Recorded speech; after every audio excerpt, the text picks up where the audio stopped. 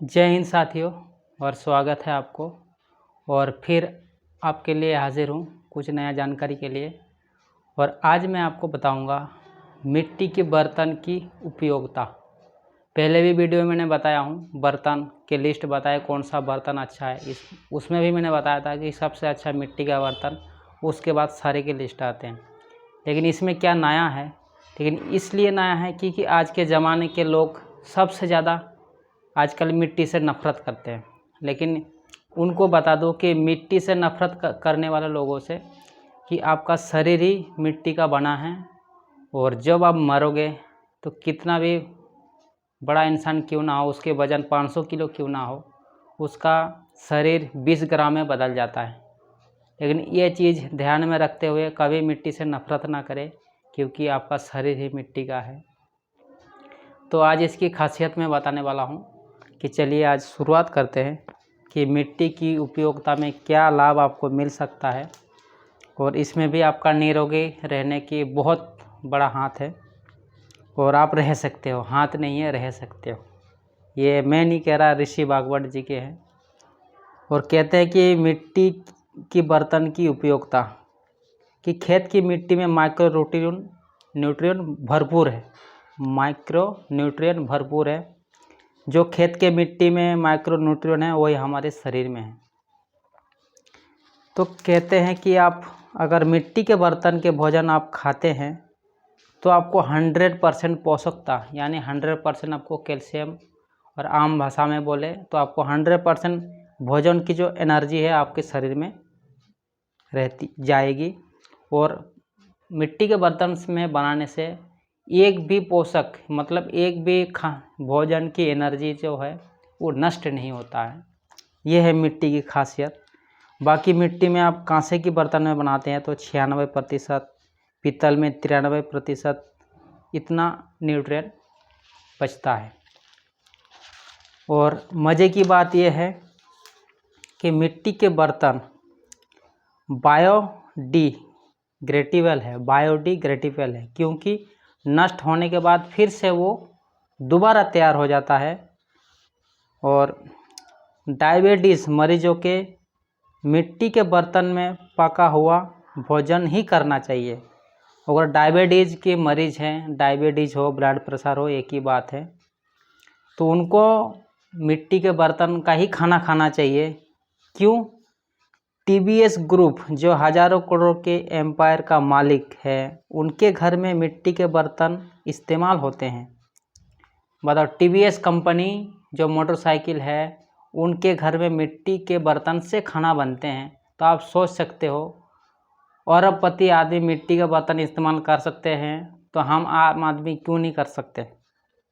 Reliance group की मालकिन कोकिला बहन, रिलायंस ग्रुप जो धीरू भाई अंबानी के हैं, उनके रिलायंस ग्रुप में भी मिट्टी का बर्तन में खाना बनाते हैं। कोकिला बहन मिट्टी के बर्तन मिट्टी के तवे पे रोटी बनाती हैं। आप सोच सकते हो, इतने करोड़ रुपए कमाने वाले जब आप मिट्टी के बर्तन से वो यूज़ कर सकते हैं, तो हम आम आदमी क्यों नहीं कर सकते। इसलिए शरीर को बनाने में सूक्ष्म पोषक तत्वों की भूमिका कैल्शियम, फास्फोरस, आयरन, इसी तरह के 18 तत्व शरीर में होते हैं। हमारे शरीर में 18 कैल्शियम होते हैं। सीधी सी बात, जिन लोगों को पीठ पे कुबड़ निकल जाते हैं, उनको शरीर में फास्फोरस की बहुत कमी होती है। शरीर में खून की कमी आयरन की कमी के कारण होता है। शरीर में खून की कमी आयरन की कमी से होती है। दमा और अस्थमा की शरीर में सल्फ़र की कमी से होती है। जिसको दमा होता है, अस्थमा होता है, तो उनको शरीर में सल्फ़र की कमी होती है। सबसे अच्छे मिट्टी के बर्तन, उसके बाद कांच के वस्तु भी मिट्टी से बने होते हैं।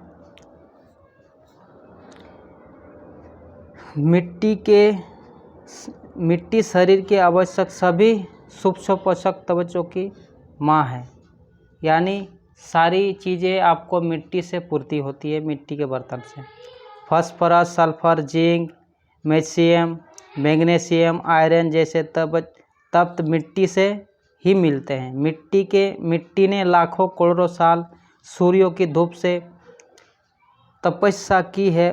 उसी का परिणाम है कि सभी पोषक तत्व मिट्टी में विराजमान हैं, जो कि किसी भी जीव को चाहिए। इस मिट्टी से किसी न किसी रूप में जुड़ा है। कैल्शियम, आयरन की कमी के कारण बच्चे ऑपरेशन के द्वारा पैदा होते हैं। कहते हैं जो बच्चा ऑपरेशन से पैदा होता उसको आयरन की कमी, खून की कमी, ये सारी चीज़ें होती हैं। शुद्ध लोहे का बर्तन अच्छा होता है। स्टील बर्तन तुलना में लोहे बढ़िया, स्टील की तुलना में लोहा अच्छा है। लोहे की कढ़ाई, अन्य बर्तन साफ करने के लिए नींबू निचोड़ के साफ करें। भारत में ज़्यादातर मंदिरों में मिट्टी के बर्तन से ही प्रसाद बनता है, क्योंकि शुद्ध होता है। मिट्टी शुद्ध होता है। इसमें गुजरात, राजस्थान, कई राज्य ऐसे करोड़ों लोग हैं जो मिट्टी के बर्तन में खाना पकाते हैं। तो आप सोच सकते हैं जो दोस्तों, मिट्टी ऊष्मा की कुचालक है। मिट्टी ऊष्मा की कुचालक है। ये है मिट्टी का गुण। और हम आपको बताएं कि मिट्टी कितने हमारे शरीर को पोषक तत्व देती है। तो आयुर्वेद का एक पार्ट है जो मैंने आपको बताया, और इस चीज़ को आप अपनाएंगे तो आप निरोगी और स्वस्थ जीवन जिएंगे। और ये मेरे बताए हुए चीज़ नहीं है, ऋषि भागवत और हमारे भाई राजीव दीक्षित जी के हैं। तो यही ध्यान में रखते हुए हमारे देशवासी को कहूँगा कि आप आयुर्वेद अपनाएं, स्वस्थ रहें, निरोगी रहें।